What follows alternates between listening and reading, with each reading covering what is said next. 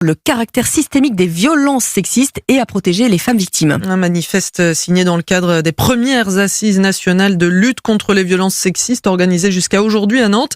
Y est notamment présenté un livre écrit par Sandrine Bouchet dans lequel elle revient sur le meurtre de sa sœur tuée par son mari en 2017. L'occasion aussi de faire entendre la détresse des proches des victimes. Témoignage recueilli par Charles Guyard. Quand ça nous arrive, on est seul au monde. Ça, c'est la survenance d'un féminicide dans son entourage. Et si la victime est évidemment au cœur des préoccupations, les proches, eux, sont parfois laissés de côté. Pour ceux qui restent, rien n'est prévu. Donc, c'est débrouillez-vous. Cette solitude, Sandrine l'a ressentie directement après l'assassinat de sa propre sœur, brûlée dans l'incendie allumé par son conjoint. C'était en 2017.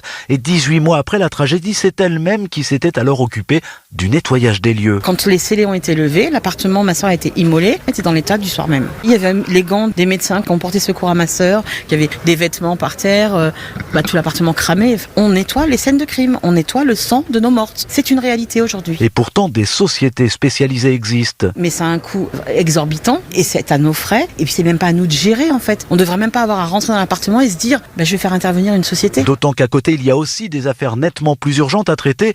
Après la mort violente de sa sœur, Sandrine a ainsi récupéré chez elle sa petite nièce de 7 ans, forcément traumatisée. Nantes, Charles Guyard, Europe 1. En bref, Elisabeth Borne a utilisé le 49